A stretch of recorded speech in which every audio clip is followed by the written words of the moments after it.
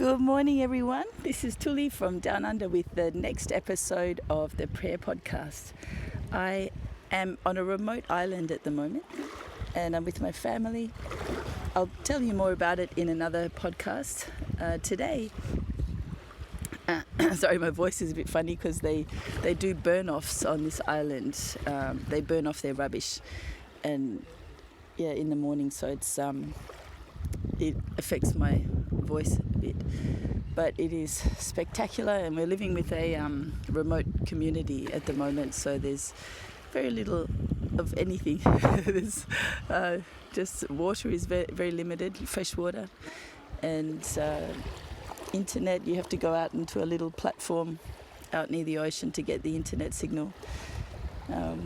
Just beautiful boats everywhere, and I've just learned so much from this Christian community here.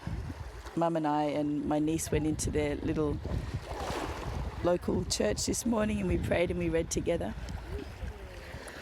So last night, I'll tell you a little bit. It was our first night here on this island. We were at another island a couple of nights ago where there was, it was quite a poor community. This one's a little bit more well off. They have solar panels for electricity. And when we sat down for dinner, it was the most beautiful dinner. And two little boys who are aged 12 and 8, they're local boys, they sat down with a guitar and they sung about 6 songs that they had created. And I said, I asked them, what did you sing about? Because I couldn't understand the language. All I could understand was Jesu Christ, so I assumed they were gospel songs. And the eldest boy just said, this is a gospel song. This is about Jesus Christ. And when they sang, I cried so much. My bowl that I was eating out of was filling up with tears. It was so incredible, just so moving. This is quite a robust community. A lot of faithful people, very positive and upright and beautiful people. I hope to record the boys, the 2 brothers that sang for us last night, and put that on the next podcast, I hope. Okay, so sorry if it's windy, but I think you might be able to hear me enough. This morning I'm inspired to read the chapter of Proverbs chapter 4, which is where the Sunday message came from this week. About getting wisdom. And this chapter is it was really meaningful for me this week. My mum and I read it a couple of times, and we thought it doesn't matter where you are, whether you're traveling, whether you're at home in your daily life, wisdom is so essential. You can't get wrapped up in fame, fortune, money, running after other people's expectations, running after your own expectations.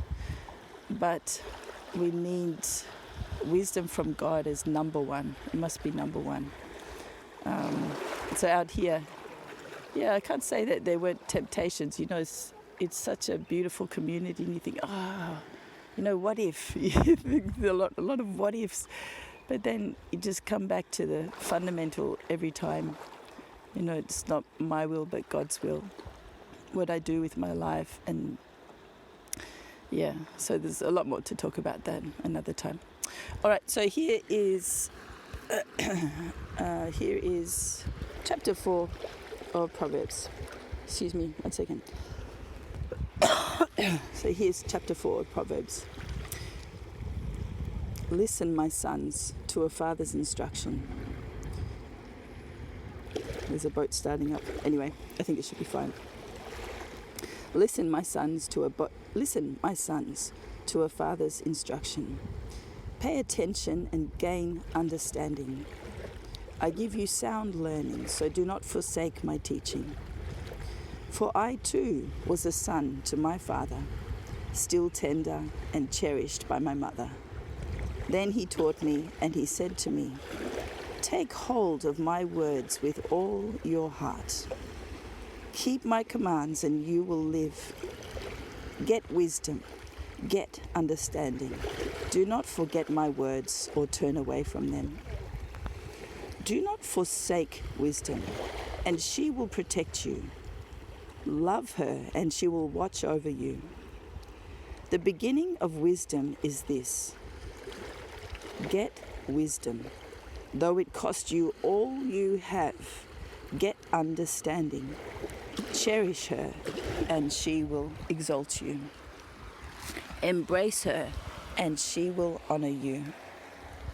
She will give you a garland to grace your head and present you with a glorious crown. Listen, my son, accept what I say, and the years of your life will be many. I instruct you in the way of wisdom and lead you along straight paths. When you walk, your steps will not be hampered. When you run, you will not stumble. Hold on to instruction. Do not let it go. Guard it well, for it is your life. Do not set foot on the path. Do not set foot on the path of the wicked, or walk in the way of the evildoers. Avoid it. Do not travel on it. Turn from it and go on your way. For they cannot rest until they do evil. They are robbed of sleep until they make someone stumble. They eat the bread of wickedness and drink the wine of violence. The path of the righteous is like the morning sun, shining ever brighter till the full light of day. But the way of the wicked is like deep darkness. They do not know what makes them stumble. My son, pay attention to what I say. Turn your ear to my words. Do not let them out of your sight. Keep them within your heart, for they are life to those who find them and health to one's whole body. Above all else, guard your heart, for everything you do flows from it. Keep your mouth free from perversity. Keep your mouth free of perversity. Keep corrupt talk far from your lips. Let your eyes look straight ahead. Fix your gaze directly before you. Give careful thought to the paths of your feet and be steadfast in all your ways.